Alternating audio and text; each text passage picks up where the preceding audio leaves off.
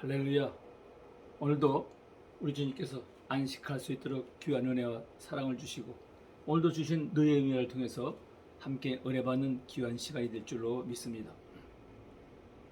우리가 하나님을 믿고 예수 그리스도를 점점 더 깊이 알아갈수록 신앙의 깊이와 비례하여 오늘 우리 자신의 잘못된 삶을 깨닫게 되고 그것을 바르게 고쳐야겠다는 결단과 더불어 우리 내면의 부단한 변화가 일어나게 됨을 경험하는 것입니다.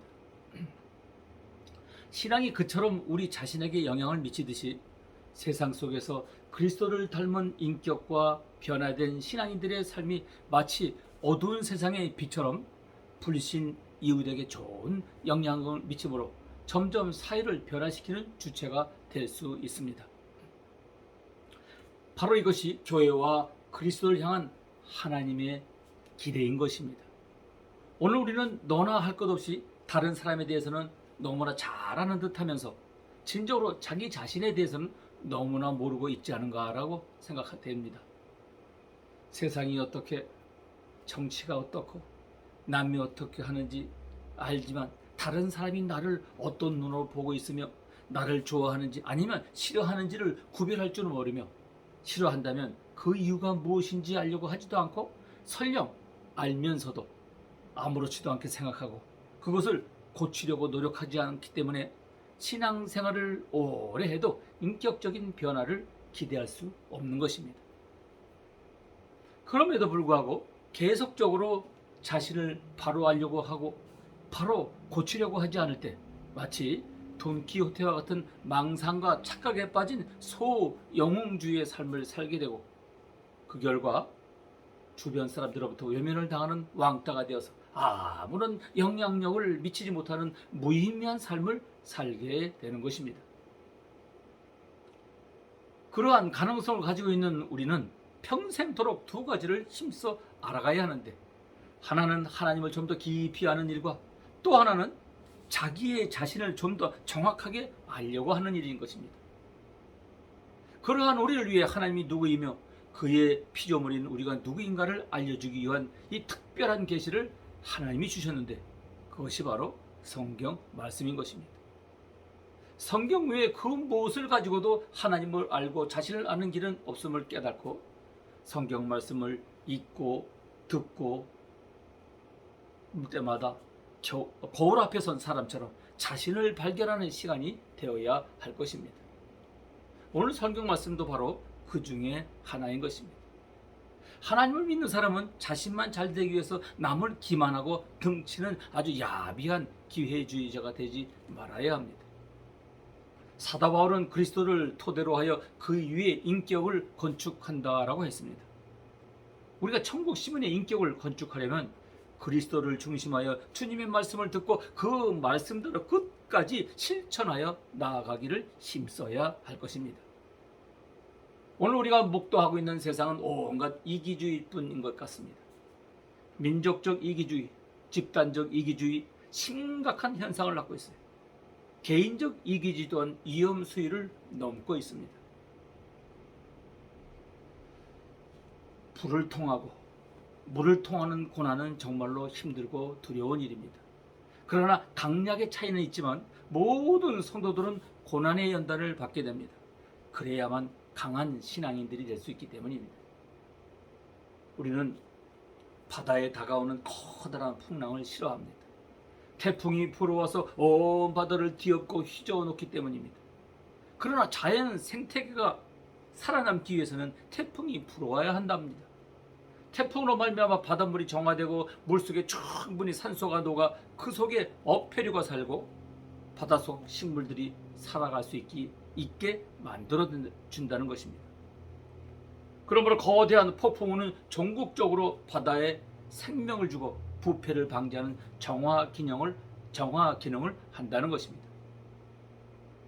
이처럼 우리에게 다가오는 여러 가지 시험과 환난은 그 당시에는 매우 고통스럽고 괴롭지만 전국적으로 우리의 영과 마음과 생활의 새로움을 가져오는 큰 역사가 있는 것입니다.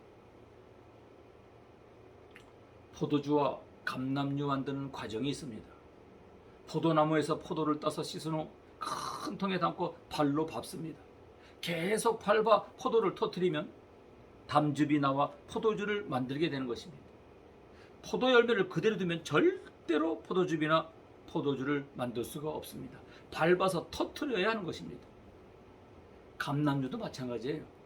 감람나무에서 막대기로 감람 열매를 털어서 맷돌에 갈아 찌든지, 그러면 그 열매에서 향기로운 기름이 나와요.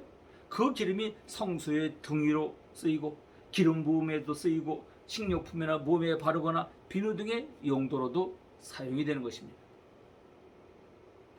하나님께서 우리 성도들을 포도 열매나 감람 열매에 비한 것은 우리를 터뜨리고 찌어야 향기로운 기름이 나오고 냄새가 나기 때문에, 연단의 삶의 체험은 우리에게 큰 변화를 가져다 줍니다. 우리가 평안할 때는 회개하지 않습니다. 평탄한 삶을 살 때는 그냥 그 삶에 젖어서 희희낙낙을 합니다. 자신을 되돌아볼 기회도 없고 통에 자복하지도 않습니다. 그러나 우리에게 고통이 다가와 연단의 괴로움을 겪게 되면 깨어지고 회개하게 되는 것입니다. 야고보 5장 13절에 너희 중에 고난당하는 자가 있느냐? 저는 기도할 것이요. 줄구하는 자가 있느냐? 저는 찬송할지어다 라고 말씀하고 있습니다. 오늘 본문의 말씀을 한번 보겠습니다. 하갈의 아들 느헤미야의 말이라.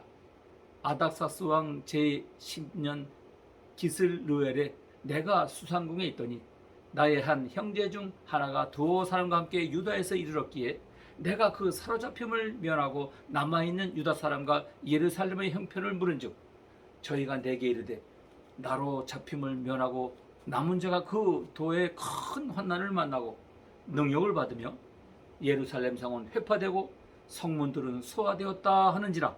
내가 이 말을 듣고 앉아 울고 수일 동안 슬퍼하며 하늘의 하나님 앞에 금식하며 기도하고 가로되 하늘의 하나님 여호와 크고 두려우신 하나님이여 주를 사랑하고 주의 계명을 지키는 자에게 언약을 지키시며 긍휼을 베푸시는 주여 간구하나이다 라고 오늘 본문 말씀해 주고 있습니다. 오늘 우리는 믿음과 은사와 연륜, 열정과 지력을 가졌다 해도 공동체 생활과 사역에 있어서 자주 갈등을 합니다. 특히 사람들과 관계에 쉽게 상처를 받고 갈등을 일으키기도 합니다. 그래서 본인의 신앙적 의지와는 달리 많은 사람들에게 상처를 받고 상처를 주는 말과 행동을 하게 됩니다. 물론 많은 사람이 그 원인조차도 모른 채 실패를 계속적으로 경험을 합니다. 예수를 믿고 거듭난 사람이라 해도 내적 치유와 인격 성장이 있기까지는 사고와 언행과 생활에 있어서 믿기 이전과 달라진 것이 거의 없습니다. 그런 상태에서 어떤 사역에 참여한다면 열심을 낼수록 큰 상처를 얻게 될 수밖에 없습니다. 그러므로 무엇을 알고 배우고 훈련을 받고 능력을 얻는 것이 중요한 것이 아니라 인격 성장이 더욱 중요한 것입니다. 그러기에 하나님은 우리 인격을 치유하기 원하시고 성장하기를 원하십니다. 에베소 4장 15절에 오직 사랑 안에서 참된 것을 하여 범사에 그에게까지 자랄지라 그는 머리니 곧 그리스도라 했습니다. 그런가 하면 베드로전서 2장 2절에 갓난 아기들같이 순전하고 신령한 젖을 사모하라 이는 이로 말미암아 너희로 구원에 이르도록 자라게 하려 함이라 라고 말씀했습니다. 비록 인격이 훌륭한 자라고 계속해서 인격이 훌륭한 자라도 계속해서 자라나기를 원하는 것입니다. 그리고 그 치료책도 주셨어요. 느헤미야라는 성경은 인격에 손상된 부분들을 새롭게 해나가는 방법을 잘 제시되어 있습니다. 동시대에 씌워진 에스라서는 성전 재건에 대한 말씀이고 느헤미야는 성벽 재건에 대한 말씀입니다. 우리가 예수를 구주로 영접함으로 거듭날 때 성령께서 우리 안에 내주하심으로 우리는 성전이 되었습니다. 고린도전서 3장 10절에 너희가 하나님의 성전인 것과 하나님의 성령이 너희 안에 거하시는 것을 알지 못하느냐라고 했습니다. 이제는 사단의 공격을 막아줄 성벽이 필요한 것입니다. 잠언 25장 28절에 자기의 마음을 제어하지 아니하는 자는 성읍이 무너지고 성벽은 없는 것 같으니라 라고 했습니다.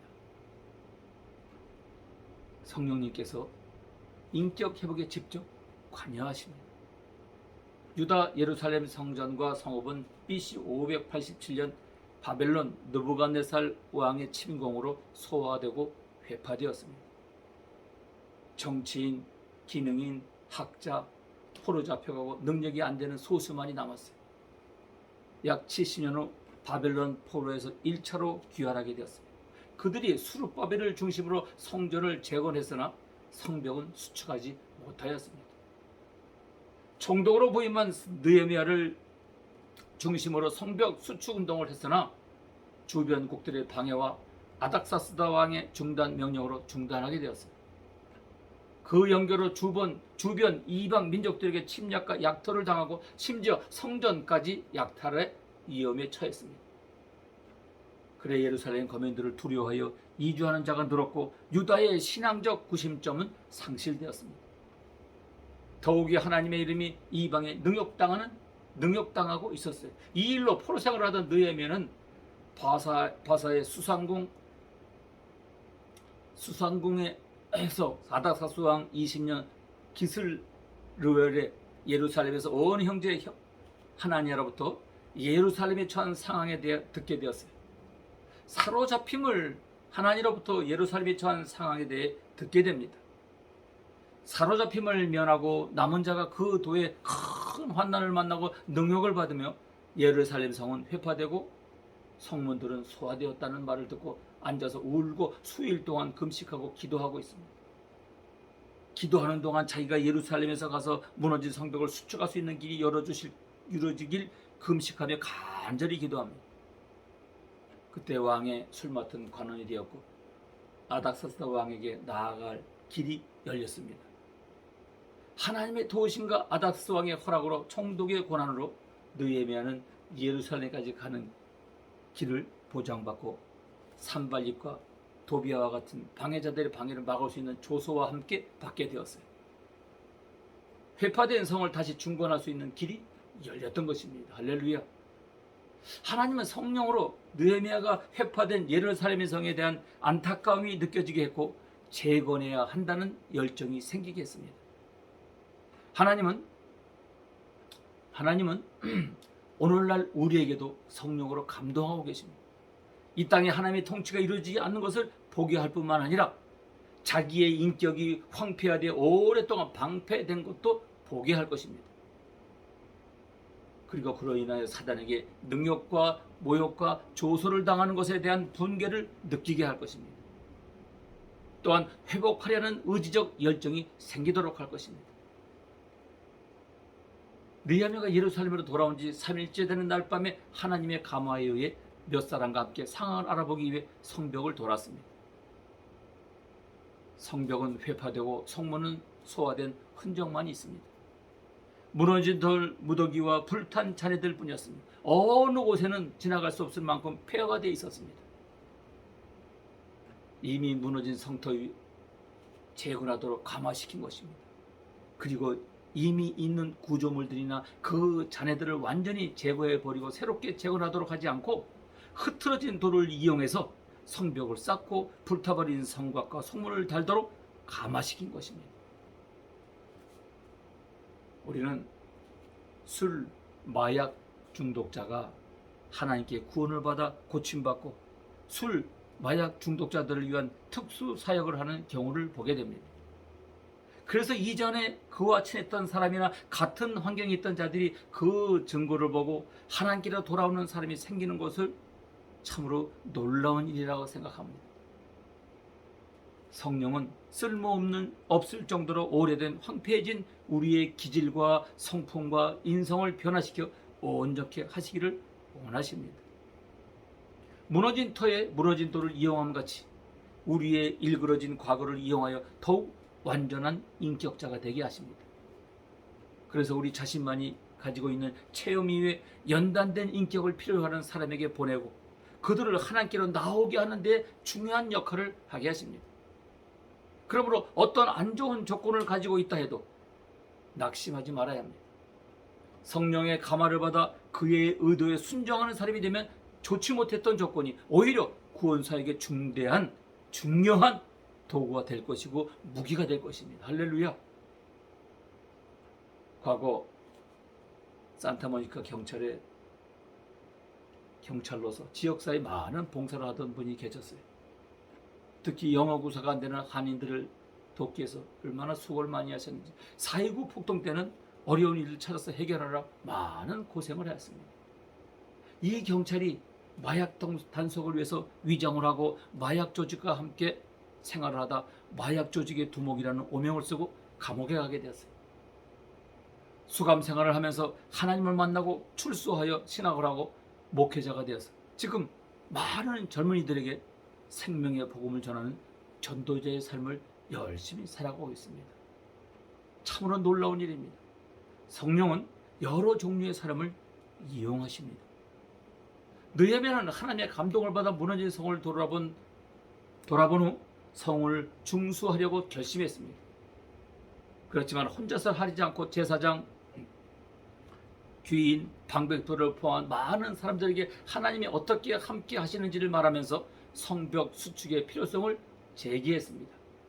그때 성령께서 성벽을 보수하고 성문을 다는 데 여러 사람을 감동시켜 동참케 했습니다.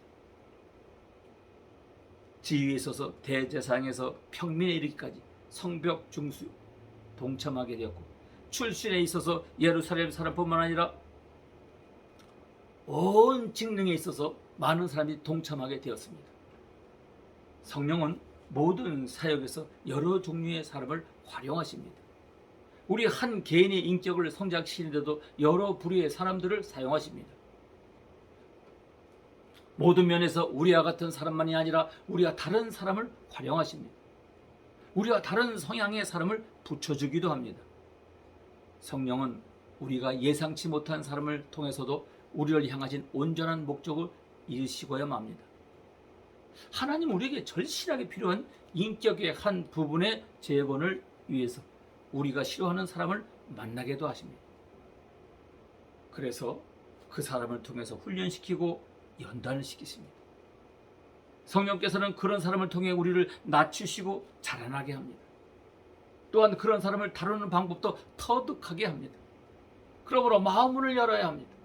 그리고 성령님의 인도에 예민하게 우리를 향해 자신의 의지를 알고 받아들여야 합니다. 여러분, 우리가 느헤미야처럼 반응한 자가 되기를 주님으로 축복합니다.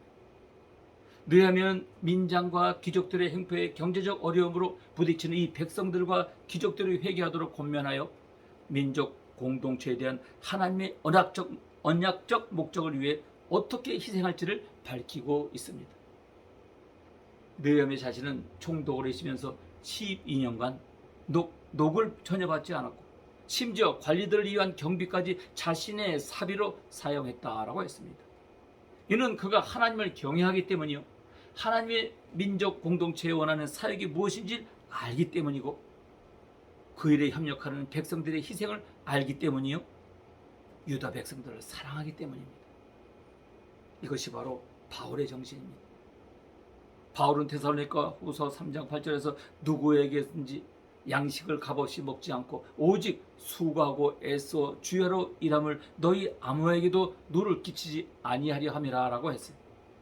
고린도전서 9장 15절에는 내가 쓸 고난이 있음에도 그러나 내가 이것을 하나도 쓰지 아니하였고, 또 이 말을 쓰는 것은 내게 이같이 하여 달라는 것이 아니라 내가 차라리 죽을지언정 누구든지 내 자랑하는 것을 헛된 대로 돌리지 못하게 하리라 라고 했습니다. 우리는 민족 공동체뿐만 아니라 교회 공동체와 가정 공동체에 대한 하나님의 목적을 인지해야 합니다. 그리고 그것을 위해 자기 중심적 이기주의 정신을 버리고 희생 정신을 가져야 합니다. 벌의 생명은 6개월이라고 합니다. 그런데 벌들은 한정된 짧은 생명을 가지고도 공동체 생활을 열심히 해나갑니다. 벌통 속에 잘 먹지 못하는 유충이 있으면 동료 벌이 꿀을 마시다가 토해서 이 유충에게 먹인다고 합니다. 그리고 먹이가 한정되어 있고 먹이를 구해오지 못하면 남아있는 먹이를 똑같이 나누어 먹다가 같이 죽는다는 것이에요. 그 벌통 속에 적이 나타나면 인간보다 더 철저한 공동체적인 책임을 감당하며 살아갑니다. 이같이 교회도 서로 돌보며 살아가는 공동체적 책임을 져야 하는 것입니다. 함께 나누는 그 속에서 온전한 그리스도의 인격이 닮아가는 것입니다. 할렐루야.